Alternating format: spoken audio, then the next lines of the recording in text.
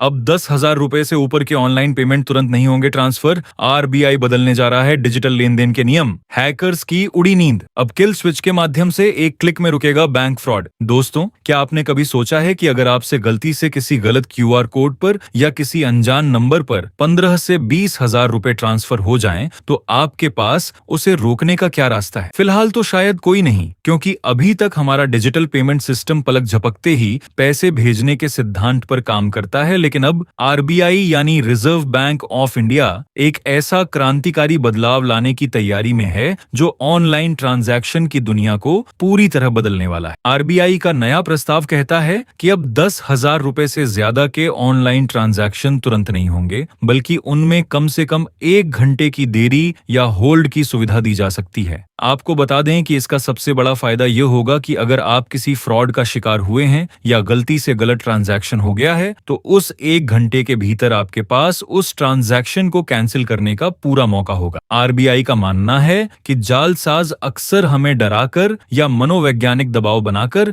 जल्दबाजी में पैसे ट्रांसफर करवाते हैं, और यह देरी उस दबाव को खत्म कर यूजर को सोचने और अपनी गलती सुधारने का समय देगी। अब सवाल यह है कि आखिर 10,000 की ही लिमिट क्यों? तो दोस्तों, पिछले साल देश में डिजिटल फ्रॉड से होने वाला नुकसान 22,000 करोड़ रुपए के पार पहुंच गया था। आरबीआई के आंकड़ों के मुताबिक 10,000 से ऊपर के ट्रांजैक्शन भले ही संख्या में कम हो, लेकिन कुल फ्रॉड की रकम में इनकी हिस्सेदारी 98.5% है। इसी भारी नुकसान को रोकने के लिए यह सीमा तय की गई है। और हाँ, आरबीआई सिर्फ यही नहीं रुक रहा है। इस प्रस्ताव में 3 और बड़ी बातें हैं जो आपकी डिजिटल लाइफ को और भी सुरक्षित बनाएंगी। पहली बात है हमारे घर के बुजुर्गों की सुरक्षा। 70 साल से अधिक उम्र के वरिष्ठ नागरिकों और दिव्यांगों के लिए सुरक्षा की एक और परत जोड़ी जाएगी, जहां 50,000 रुपए से ज्यादा के ट्रांजैक्शन के लिए एक ट्रस्टेड पर्सन यानी किसी भरोसेमंद व्यक्ति की मंजूरी अनिवार्य हो सकती है। दूसरी बड़ी सुविधा है व्हाइट लिस्ट की। अगर आप अपने किसी परिचित या नियमित दुकानदार को पैसे भेज रहे हैं, तो आप उसे अपनी व्हाइट लिस्ट में डाल सकते हैं, जिसके बाद उस व्यक्ति को पेमेंट करने पर यह 1 घंटे की देरी वाला नियम लागू नहीं होगा। और सबसे जरूरी किल स्विच, अगर आपको कभी भी लगे कि आपका अकाउंट हैक हो गया है, तो कस्टमर केयर को फोन करने के बजाय आप खुद एक क्लिक में अपनी सभी डिजिटल पेमेंट सेवाओं को तुरंत बंद कर सकेंगे। अभी यह प्रस्ताव चर्चा के दौर में है और आरबीआई बैंकों व एनपीसीआई के साथ इसके तकनीकी पहलुओं को देख रहा है। विशेषज्ञों का मानना है कि इससे डिजिटल पेमेंट की स्पीड थोड़ी कम जरूर होगी, लेकिन आपकी सुरक्षा कई गुना बढ़ जाएगी। आरबीआई ने इस पर 8 मई तक जनता से सुझाव भी मांगे हैं, जिसके बाद आने वाले कुछ महीनों में इसके लिए विस्तृत गाइडलाइन जारी हो सकती है। तो दोस्तों,